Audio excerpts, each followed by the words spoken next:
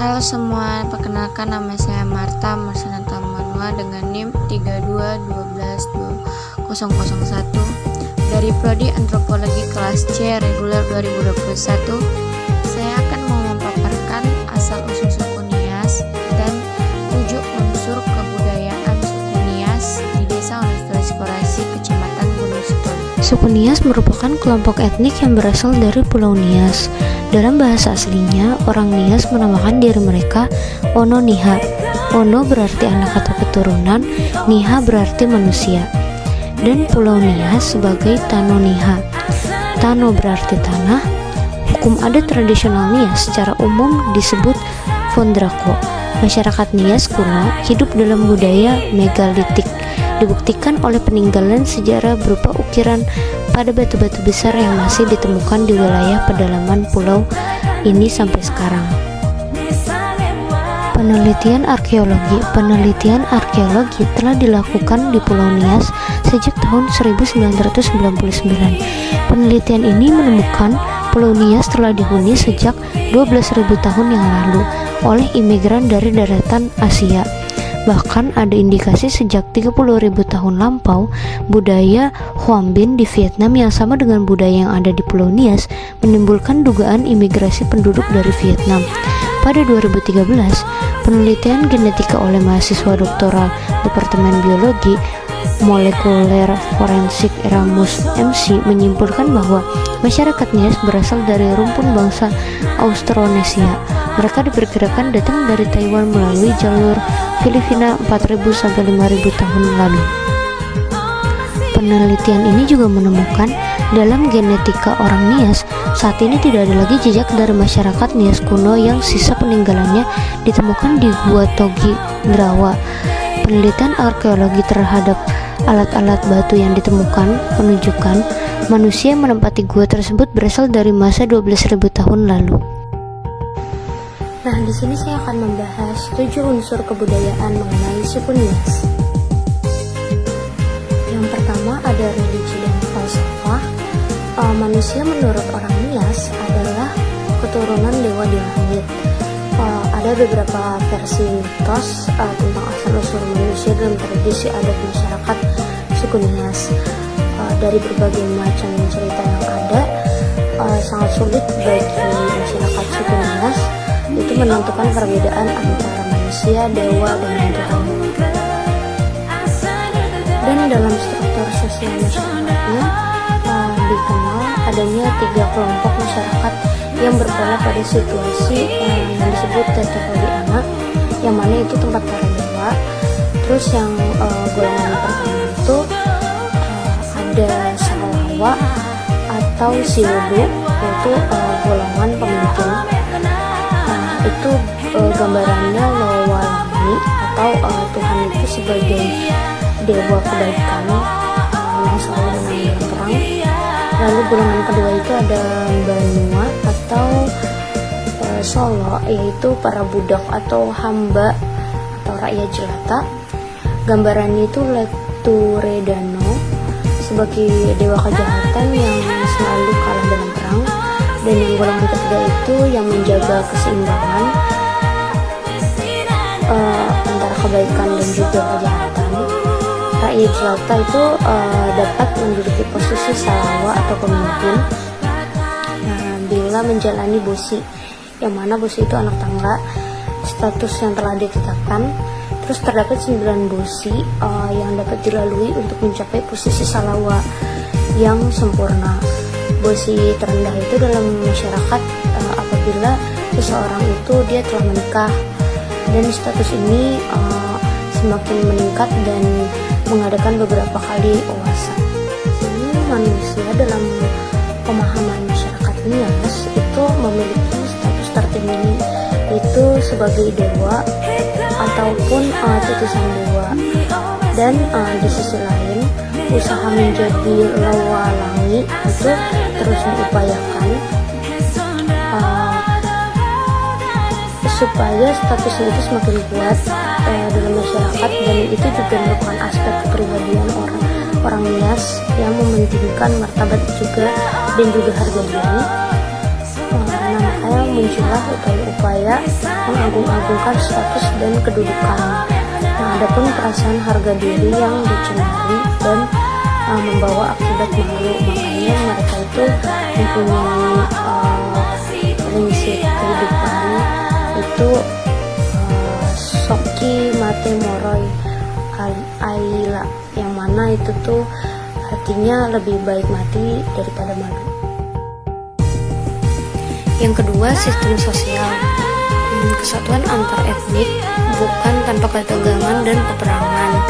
Masalahnya bahwa leluhur-leluhur Nias itu yang datang ke daerah ini itu karena sifatnya bertahap, jadi bentukan budaya ini juga mengalami perkembangan, mulai dari kehidupan yang bergantung pada alam, mengumpulkan hasil alam, hingga pada pengolahan hasil alam itu seperti pertanian dan juga peternakan. Lebih dari itu, kelompok-kelompok yang datang dari luar itu tuh memiliki kebudayaan sendiri dari daerah asalnya.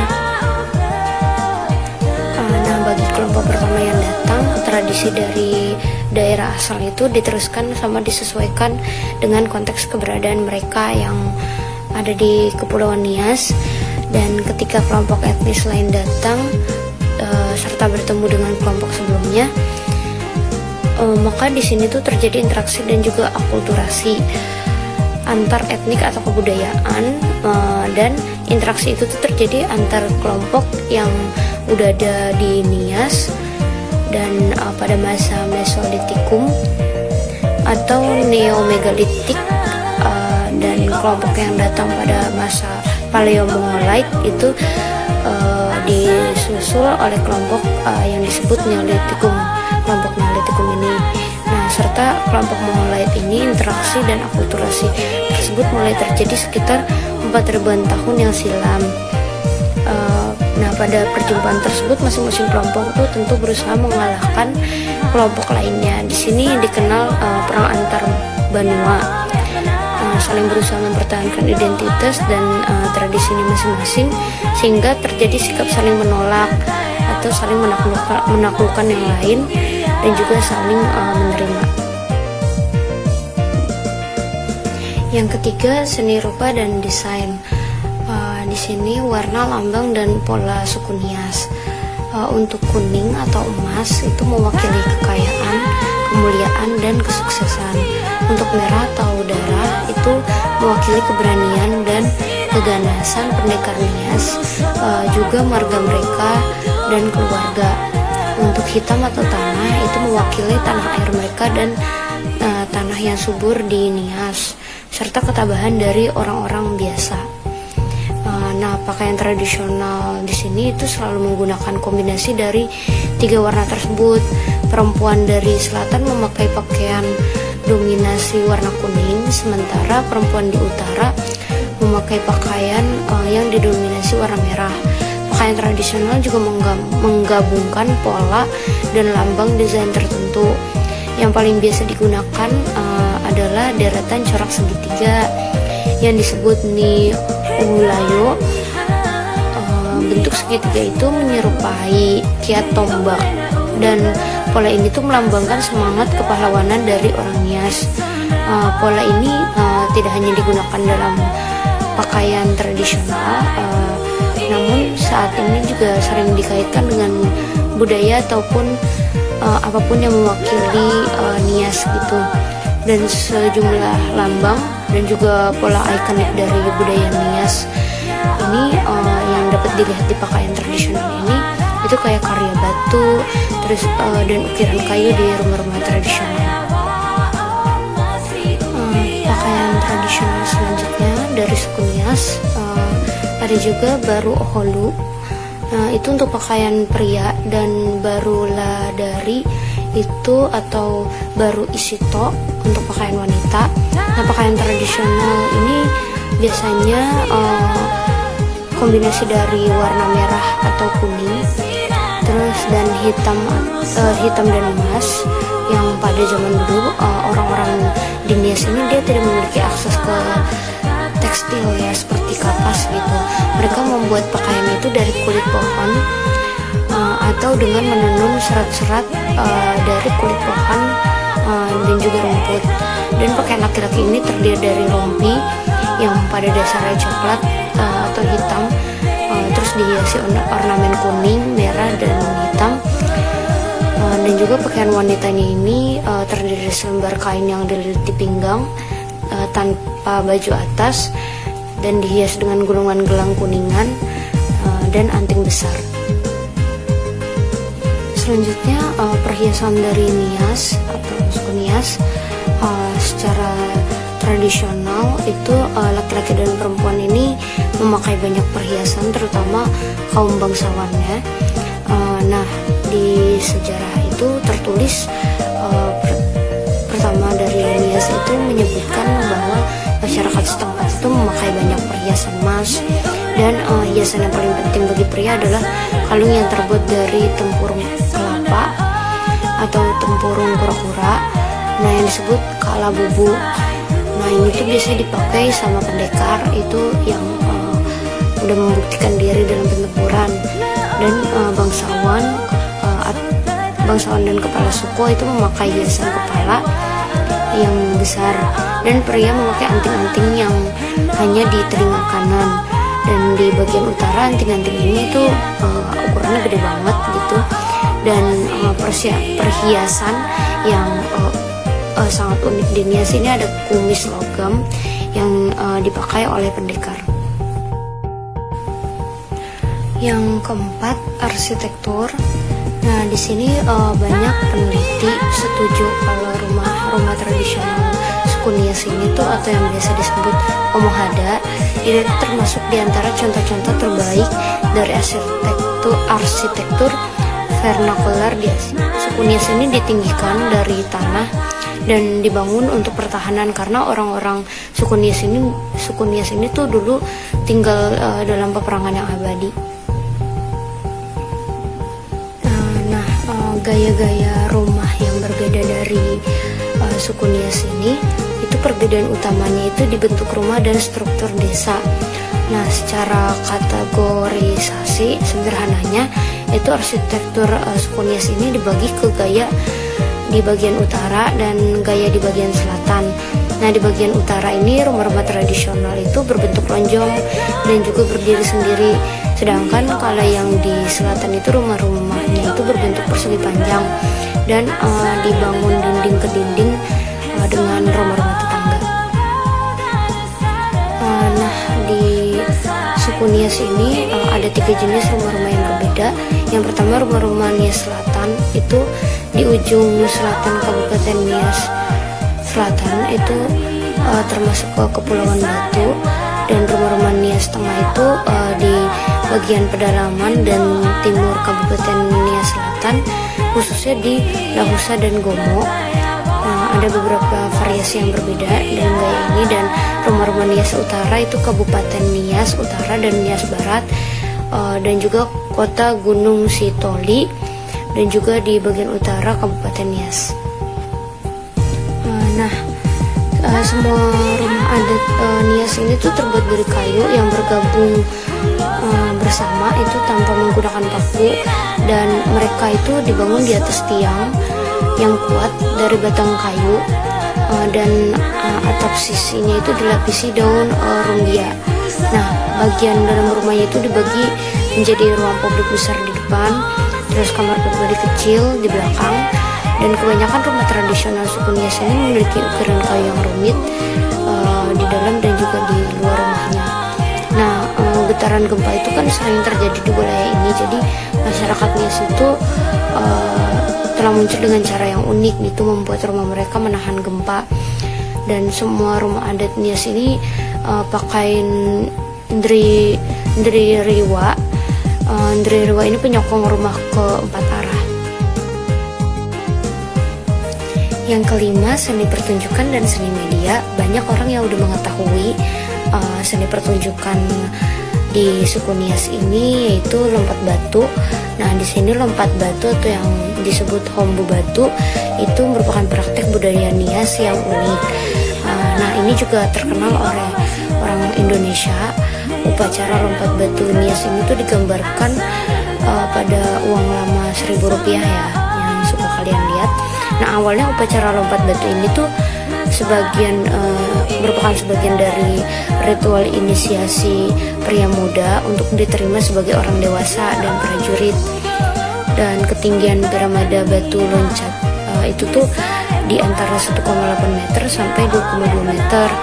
Dan lompat batu ini tuh dilakukan tanpa alas kaki dan dengan latihan yang berulang-ulang sebelum mencoba lompat ini. Dan keterampilan untuk melompat benda yang tinggi ini atau si batunya ini itu dikembangkan sebagai teknik pertempuran. Nah, dalam serangan mendadak, prajurit bisa melompati tembok pertahanan di desa musuh dan banyak desa di selatan yang masih memiliki susunan batu untuk upacara ini.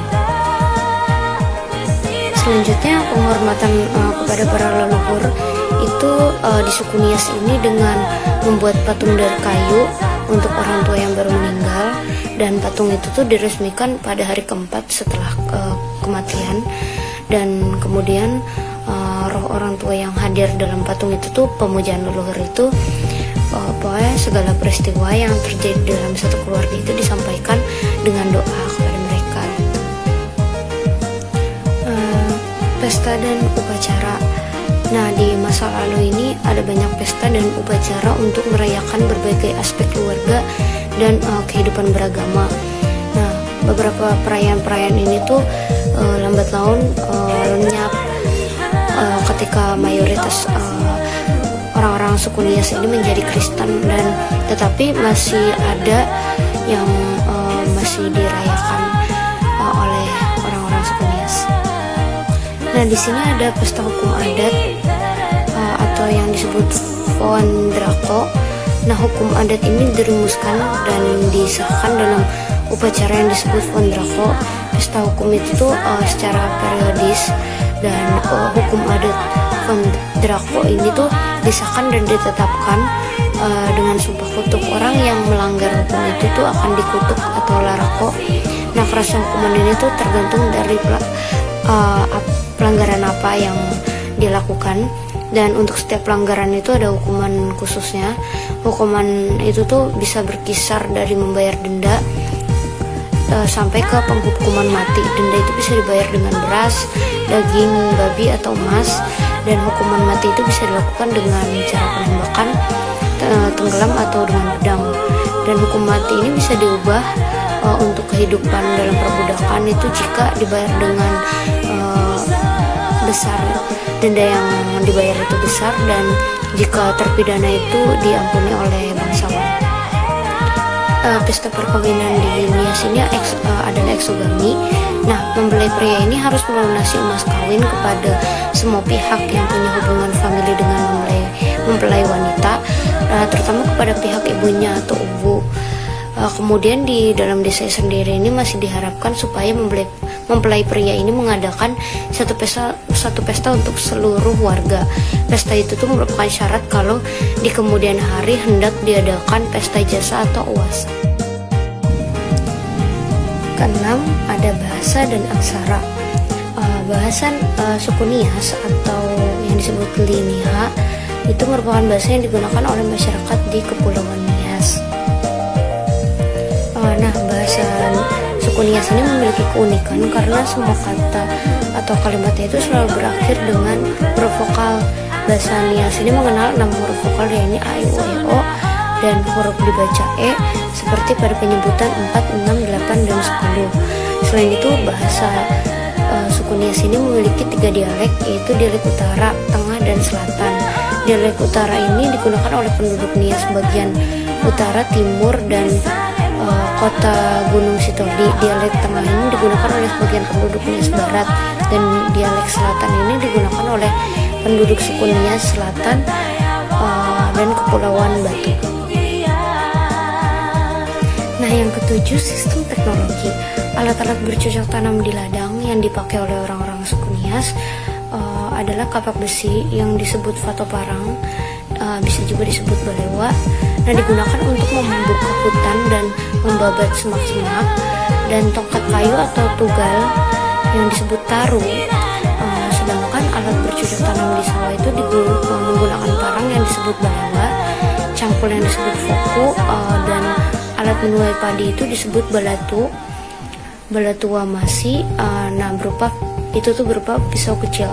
Peralatan bercocok tanam ini tuh baik di ladang ataupun di sawah itu tampak masih sangat sederhana, dan rumah pada suku bangsa Nias ini juga disebut omo, yang dibedakan antara rumah adat dan juga disebut omo hada atau rumah biasa yang disebut omo pasisir. Dan rumah suku bangsa Nias ini berbentuk bulat, terbuat dari papan dengan atap yang beralaskan daun kelapa. Mungkin itu saja yang bisa saya sampaikan. Kurang lebihnya mohon maaf.